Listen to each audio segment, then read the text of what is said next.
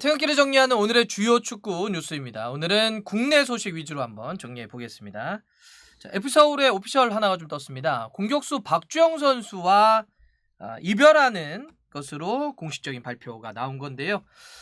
F서울과 박주영 선수는 이제 이번 시즌을 마지막으로 해서 계약이 만료가 됐습니다. 그래서 지난번에 이제 박주영 선수가 팀을 떠나서 선수 생활을 계속 좀 이어가고 싶다라고 하는 이야기는 나왔는데, 오늘 구단 측에서 박주영 선수에게 지도자를 좀 제안을 하면서 좀 더 팀과 계속 같이 갔으면 좋겠다라고 하는 제안을 좀 했다고 하는데, 박주영 선수가 좀 더 현역 선수 생활을 이어가고 싶다라고 하는 뜻을 좀 이어가면서 일단 헤어지는 것으로, 물론 뭐 나중에는 다시 만날 수는 있겠지만 그렇게 이별이 공식화됐습니다.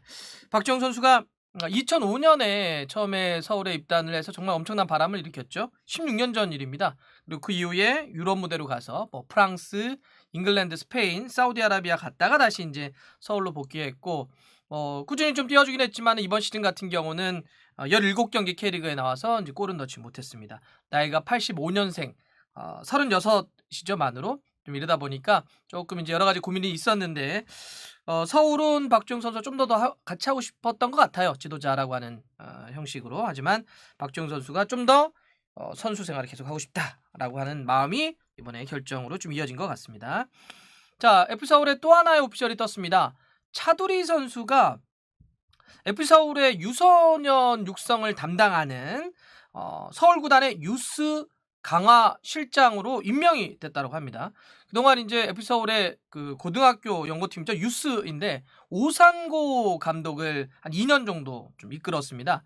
그래서 뭐 K리그 주니어 대회라든 조별리그 무패 우승도 있었고, 여러 대회에서 좋은 성적을 좀 거두었고, 또 이태석 왼발잡이 풀백, 그다음에 뭐 강성진, 백상훈, 이번 시즌 서울에서 또 좋은 활약을 보여줬던 그런 젊은 재능들이었는데, 이런 선수들을 오상고에서 차두리 감독이 만들어냈습니다.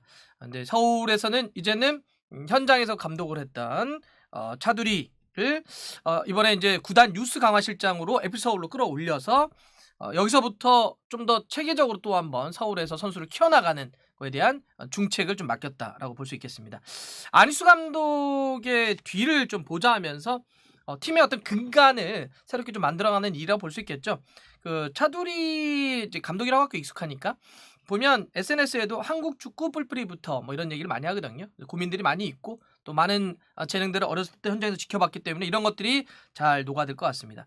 뭐 이제 아무래도 일각에서는 이렇게 되면 나중에는 언젠가 뭐 차두리 이제 실장이 또 감독이 되는 모습도 볼 수 있지 않겠냐라고 하는데, 그거는 뭐 나중에 언제든지 차곡차곡 기회가 쌓인다면, 또 그랬을 때 잘 준비가 되어 있다면 할 수 있는 거리겠죠. 이건 지켜보면 될 것 같습니다.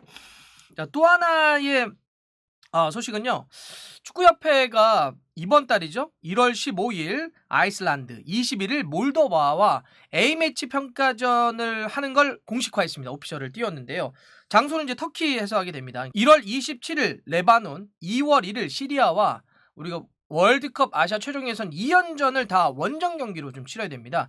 그래서 이것도 좀 대비를 하고, 또 그동안 우리가 좀 장기 압숙이라고 하는 걸 이제 코로나 여파나 이런 것 때문에 많이 못했습니다. 그래서 선수들을 좀 모아서 잘 이번에 훈련도 하고 전술적인 어떤 이 완성도도 좀 끌어올려가지고 월드컵 최종 예선 그리고 본선까지도 한번 여러 가지 힘을 좀 더하겠다라고 하는 소집 훈련과 평가전으로 좀 생각이 됩니다.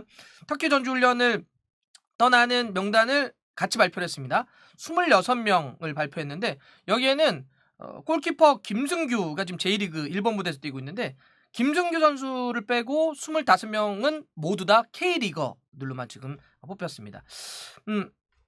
지금 김대원 선수 강원에, 그리고 부산의 김진규, 광주의 엄지성 선수는 처음으로 대표팀에 발탁이 돼서 이번에 어떠한 모습을 보여줄지 좀 기대가 되고요. 또 근데 반면에 이번에 발탁 여부에 대해서 관심이 좀 있었던 이번 시즌 K리그 최고의 수비수였고, 뭐 전체를 놓고 보더라도 정말 뛰어난 선수 아니었냐라고 하는 전북 현대의 홍정호 선수라든지 득점왕을 차지한 제주의 주민규 선수는 발탁되지 못했습니다. 사실 이거는 두 선수는 지금 계속 벤투 감독 체제에서 좀 선정되지 못하고 있죠.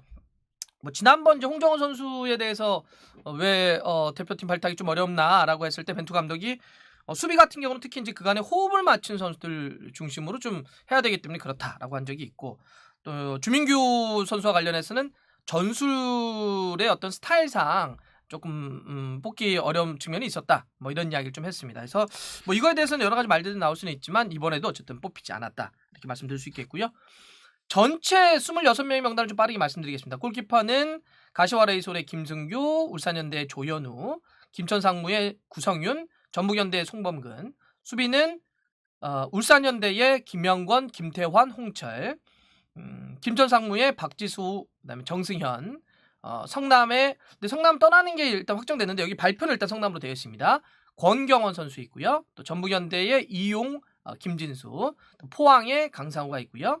미드필더 자원으로는 울산현대의 이동준, 이동경, 원두재, 전북현대의 송민규, 백승호, 김천상무 이번에 이제 들어갔죠. 권창훈도 있고요. 이영재 있습니다. 그리고 강원의 김대원, 광주의 엄지성, 부산의 김진규, 공격수는 김천상무의 조규성, 수원삼성의 김건희, FC서울의 조용욱 이렇게 좀 뽑혔습니다. 요거와 조금 맞물려서 조금 안타까운 소식 하나는 뭐 이번 터키 전지훈련과 아이슬란드 몰도바와의 평가전 같은 경우는 이렇게 J리그와 K리그 선수들로 이제 치르는 건데 이어지는 1월 말부터 있는 그 두 번의 아시아 월드컵 최종 그 예선 같은 경우는 이제 뭐 유럽에 있는 선수들 다 불러서 해야 되잖아요. 사실 이번에 터키 전후는 공식 피파가 정한 A매치 데이가 아니기 때문에 유럽이나 다른 데서 뛰고 있는 선수 부를 수가 없습니다. 하지만 1월 27일 레바논, 2월 1일 시리아 경기는 유럽파들 다 불러서 해야 되는데 황희찬 선수는 이때 좀 뛰기 어려울 것 같습니다.